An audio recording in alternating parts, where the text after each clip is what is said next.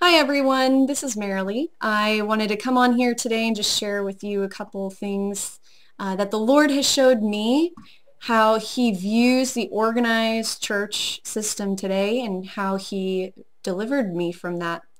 I was really involved in church. I was in leadership on the worship team. I went on mission trips and really anything you can think of that you would do in church, I did. And I thought all these things were glorifying to God, and I thought I was serving Him with my entire life. Yet when I actually came to know Him, He showed me it was all just for nothing. It was for my own glory. It was just a bunch of filthy rags, my works to Him that I thought I was doing in church. And when I was getting to know Jesus, I still had confusion on why we were being separated from the church, and I wasn't sure what was so wrong about church and being a part of it. So I asked for clarity, and I prayed and was just pleading to the Lord that He would show me how He views the church. And one night I had a dream of that the church system He views is as a whorehouse. And this was my dream. I met this man, a really mysterious man on the street, and he said, "I have a job for you." And I said, "Okay." And I followed him to this warehouse, and he showed me inside the main, seating area. And in the middle, there was an aisle that led to a stage that was decorated very beautifully. And all along the aisle, there were these chairs and tables that were seated in the dark. And it had paper and pens on it. Then all of a sudden, the room was full of people. There were all these people sitting in the dark, and I didn't know why they were in the dark, but anyway, all of a sudden, one whore at a time would walk down the aisle, do a little dance or show, get up on the stage, do something that would try to attract the audience. And then, the next whore would come, and then the next one. And as each whore came down, you would see the people in the audience writing on their paper which whore they wanted to sleep with, which one they liked and appeased them. And this would be the whore that they would bid for and pay money to in order to be with it. The next scene was me as a whore being behind stage, and I was talking with these girls, and I was so convicted that what we were doing was so wrong, and we were going to be in really big trouble if we continued to stay doing as we were doing, appeasing people, sleeping around, just what we thought was good and just doing our job was just, I was feeling that it was evil and wrong. And I was trying to get them to come with me to leave, but in my dream, you knew that there was this certain expectation that you would be in really big trouble if you even tried to leave. There would be really big punishment.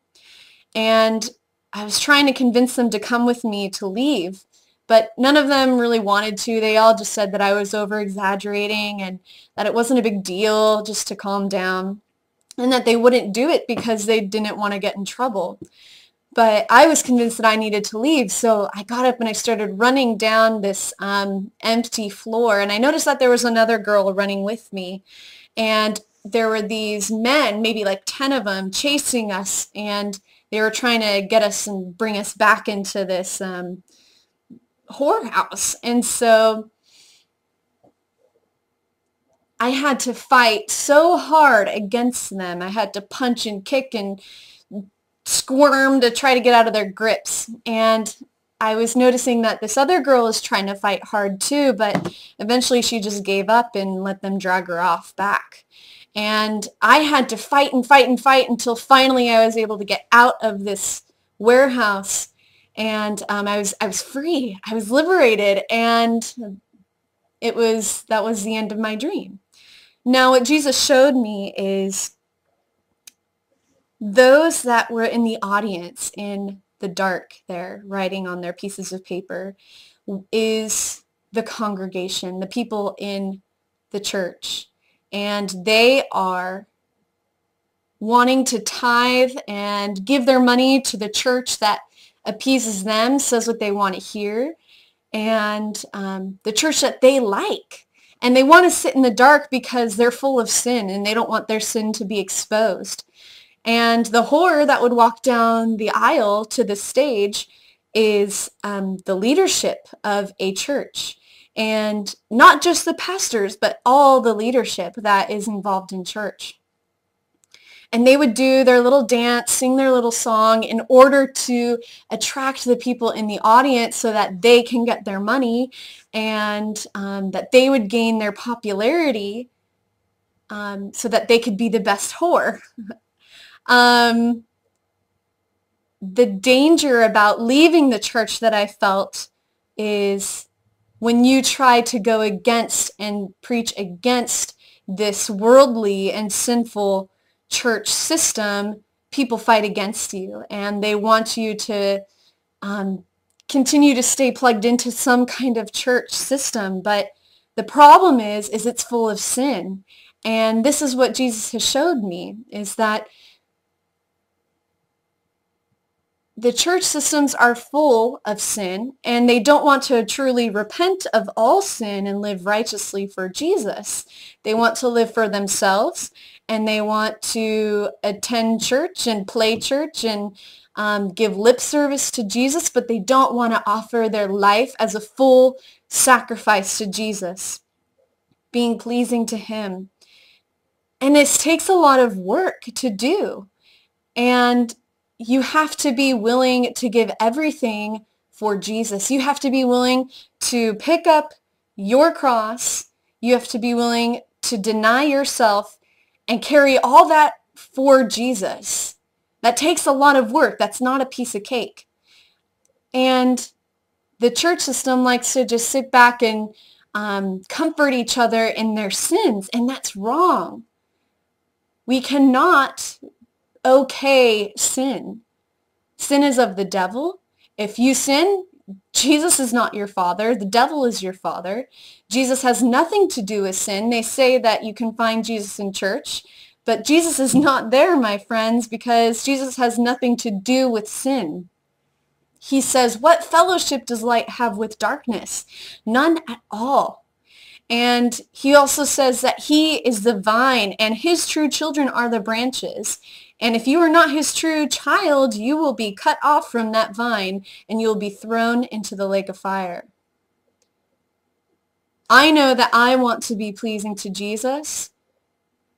And the biggest thing that he has convicted me of is if I want to be pleasing to all these people, to my family, to my friends, to whoever, I am not worthy of Jesus because I am putting them so far above Jesus. I'm so more afraid of what they would think or what they would do that I cannot focus only on Jesus. That's wrong. I want to be pleasing to Jesus, and I choose to give him my entire life. I cannot participate in sin and in the world's sin, and that's why I've been pulled out to be separate from that. And he does the same for all of his children. Those that truly follow him, he is pulling them out from the worldly sins, and you must be perfect and righteous before him. And it is possible. And if people tell you otherwise, they are liars. It is possible to be righteous to Jesus. Not to the world, but to Jesus. And that's really all that matters. I want to encourage those that have an ear to hear and they seem to know the truth, that if you want to follow Jesus, it's possible. It's difficult. You have to fight and kick and war against the flesh. You have to war against the spiritual. But Jesus will give you the strength to endure until the end. And I want to encourage those that see the sin and hypocrisy and wickedness in the church systems to stay away from it, because Jesus is not there. Jesus will be with those that are righteous to him, that are sinless in his sight, not the world's sight, but his sight. That is what matters. Jesus will not take a whore as a bride. He will not take a bride that has spots and stains on her dress. He will only take a pure bride. Only those that are blameless, righteous, and holy in his sight will enter heaven. No sinner will enter heaven. If you are still in sin, repent of all your sin, not just one particular sin, but all of your sin, and live for Jesus, pleasing and holy to him. I hope that this encourages some people, and I hope that this can wake some people up, and that they would truly get to know Jesus and start seeking him. While it is called today, get to know Jesus. He has given you the opportunity today. I love you guys, and may Jesus bless you.